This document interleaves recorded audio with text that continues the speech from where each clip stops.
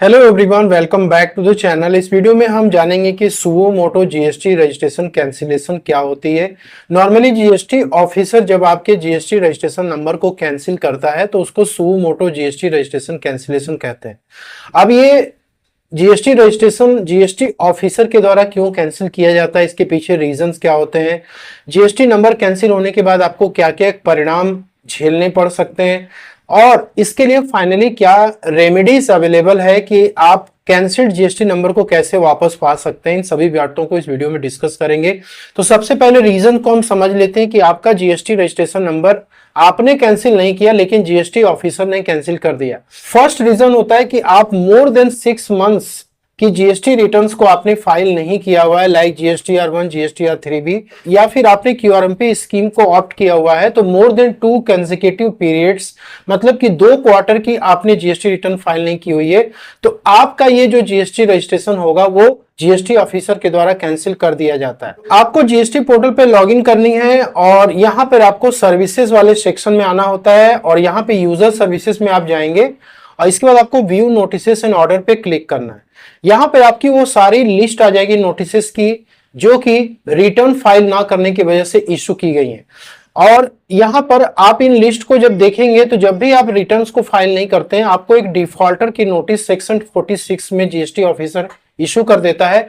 यदि आप फिर भी इसकी कोई रिप्लाई नहीं सबमिट करते हैं तो फाइनली बाद में चल करके दोस्तों आपको एक शो कॉज नोटिस यहाँ पे इशू किया जाता है कि हम आपके जीएसटी रजिस्ट्रेशन को सस्पेंड कर रहे हैं और आपका जो जीएसटी नंबर है उसको हम आगे चल के कैंसिल करेंगे। यदि आप इस शो कॉज नोटिस का टाइम लिमिट के अंदर कोई रिप्लाई सबमिट नहीं करते हैं तो उस केस में आपका जो जीएसटी रजिस्ट्रेशन होता है वो फाइनली यहाँ पे कैंसिल मोड में चला जाता है और इसके लिए आपको एक ऑर्डर भी इशू कर दिया जाता है। यदि आप इसका ऑर्डर की कॉपी लेना चाहते हैं तो यहाँ पे आप व्यू में जाकर के इसको डाउनलोड कर सकते हैं। शो कॉज नोटिस का आप ऑर्डर लेना चाहते हैं तो इससे भी आप डाउनलोड करके देख सकते हैं। और सेकेंड रीजन में ये है कि फेक इनवॉइसिंग के केस में भी जीएसटी नंबर कैंसिल होता है।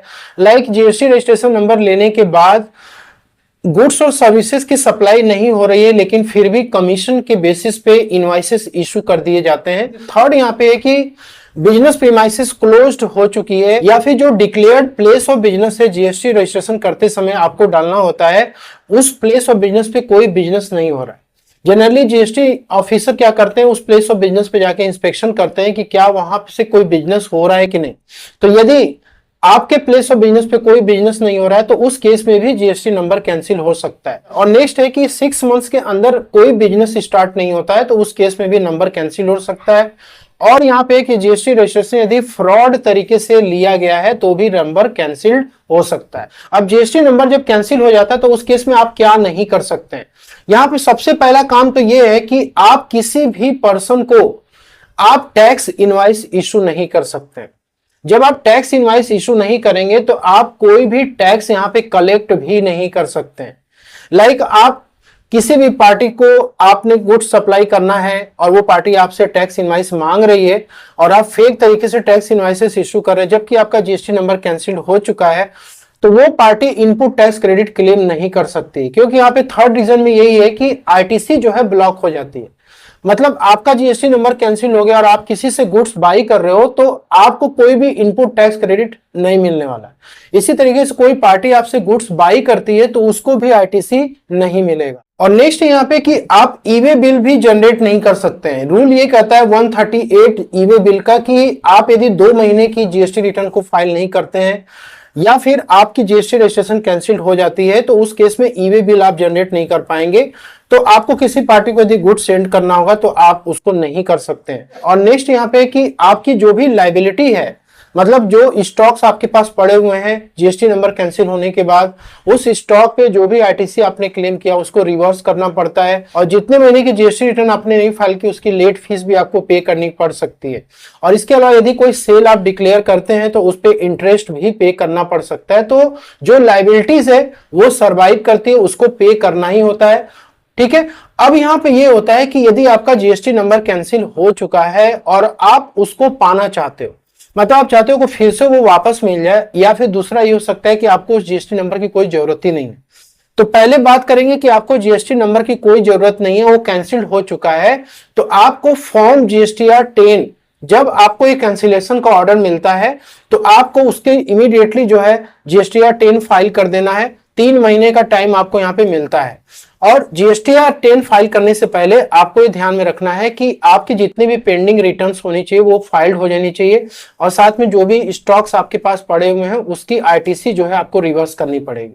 अब यदि आप चाहते हो कि आपका जीएसटी नंबर वापस मिल जाए तो आप रिवोकेशन के लिए यहाँ पे एप्लीकेशन डाल सकते हो फॉर्म जीएसटी आरईजी 21 में, और आपको 90 डेज का यहाँ पे टाइम लिमिट मिलता है कि आप 90 डेज के अंदर आप रिवोकेशन का एप्लीकेशन डाल सकते हैं। रिवोकेशन का एप्लीकेशन डालने के लिए आपको जीएसटी पोर्टल पे आना है, सर्विसेज में जाना है, रजिस्ट्रेशन पे आना है, और यहाँ पे आपको application for revocation of cancelled registration पे क्लिक करना है। यहाँ पर आपकी वो सारी डिटेल्स दिख जाती है कि आपका जीएसटी रजिस्ट्रेशन कब से कैंसिल हुआ है।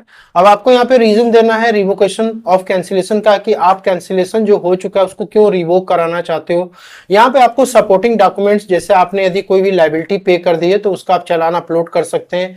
रिटर्न्स तो आपने ऑलरेडी फाइल कर दिया तो उसका आपको प्रूफ ऑलरेडी रहता है। इसके बाद आपको वेरिफिकेशन करके इसको सबमिट कर देना है। और नेक्स्ट यहाँ पे ये है कि यदि आपकी ये 90 डेज की जो विंडो है रिवोकेशन के लिए वो ओवर हो चुकी है, या फिर आपने रिवोकेशन के लिए एप्लीकेशन डाला, जीएसटी ऑफिसर ने उसको रिजेक्ट कर दिया, तो ऐसे केस में आपके पास ये ऑप्शन होता है कि आप अपील फाइल कर सकते हैं। लेकिन आपको एक बात ध्यान रखना है कि ये जो आप रिवोकेशन के लिए एप्लीकेशन डाल रहे हैं उसको डालने से पहले आपके जितने भी पेंडिंग जीएसटी रिटर्न्स है वो आपके फाइल हो जाने चाहिए। इसके बाद जो भी टैक्स है, इंटरेस्ट है, लेट फीस, पेनाल्टीज है, वो सब आपको पे करना है। उसके बाद ही आप जीएसटी आरईजी 21 में एप्लीकेशन डाल सकते हैं। इसके बाद आपको अपील फाइल करना है तो आप पोर्टल से ही अपील फाइल कर सकते हैं। अपील फाइल करने के लिए आपको सर्विसेज वाले सेक्शन में आना है। यहाँ पे यूजर सर्विसेज पे आपको जाना है, और इसके बाद यहाँ पे आपको माई एप्लीकेशन पे क्लिक करना है, और इसके बाद यहां पर आपको एप्लीकेशन टाइप में अपील टू अपीलेट अथॉरिटी पे आपको क्लिक करना है, और यहां पे आपको न्यू एप्लीकेशन पे क्लिक करना है। और इसमें इसके बाद आपको यहां पे ऑर्डर टाइप सेलेक्ट करना है, तो यहां पे रजिस्ट्रेशन ऑर्डर पे आप क्लिक करेंगे। तो जो आपको ऑर्डर कैंसिलेशन का मिला था उसमें रेफरेंस नंबर होता है, वो आप डाल के सर्च करेंगे तो आपके यहाँ पे अपील के लिए सारे एप्लीकेशन आ जाएंगे, उसको फिलअप करके सबमिट करना है। तो आपको ये तरीका अपनाना है अपने जीएसटी नंबर को वापस पाने के लिए, लेकिन आपको ध्यान रखना है कि आपके जितने पेंडिंग जीएसटी रिटर्न है वो फाइल होने चाहिए। होप कि आपको वीडियो पसंद है, अच्छे लगे तो लाइक से जरूर करें। Thank you so much.